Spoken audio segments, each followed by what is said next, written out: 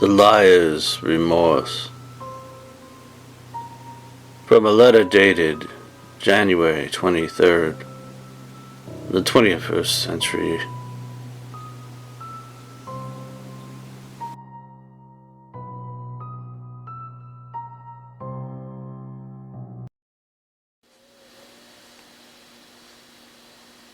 Like I said, I wish she had lit the candle on the bookshelf instead.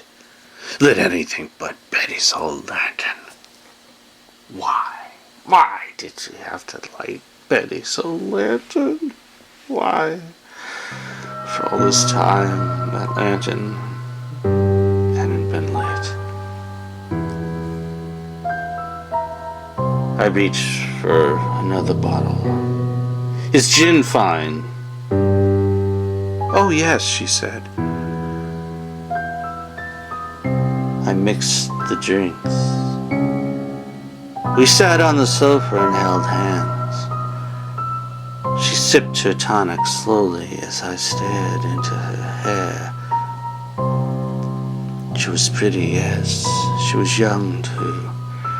I heard the ice cubes in her glass crack as a gust of air from the vent warmed the room.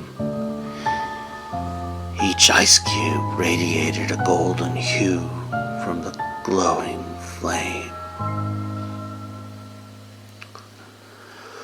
The glow coated my white, flimsy skin like tangerine flesh, and a shadow peeled from my skin as she ran her fingers along the creases in my face, smoothing each wrinkle. She was maybe afraid to get beneath this skin. To get to the core of who I truly was. I don't like to lie. It's true.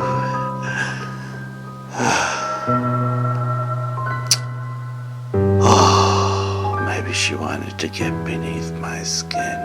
Yes, like Betty. Maybe I didn't want her to get beneath my skin. How could I blame her? I'm a little crazy, I admit. But it isn't everyone. Yes. Our shadows flickered on the floor and raced around bookshelves, wanting to break free. I pounded the mistakes I'd made with Betty. Pounded them into my sense of regret. How the flame could burn them away. Free them from my presence. I sat in silence, jealous of that flame. How lucky is a fire to never know what damage it does.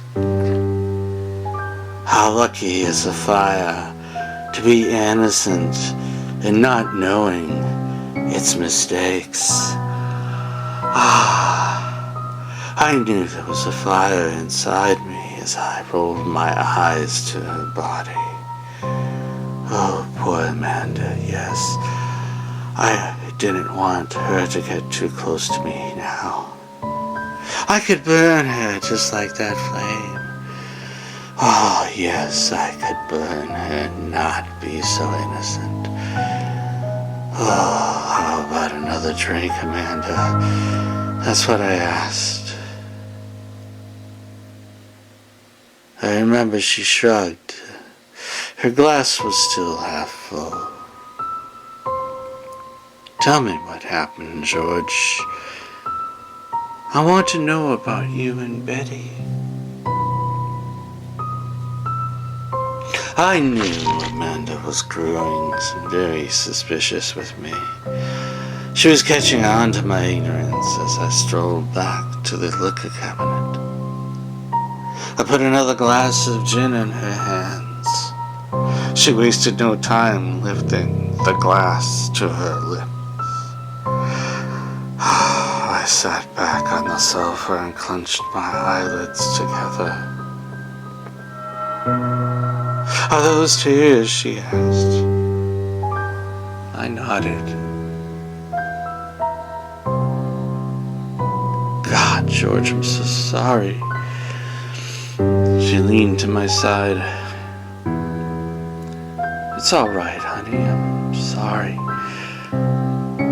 She ran her fingers through my hair, this for a brief second, and then her palms pressed into my cheeks. But then a force guided my hands and pushed her away. Yes, it was the same force that controlled my tongue. I would rather not talk about Betty right now. That's what I said to her.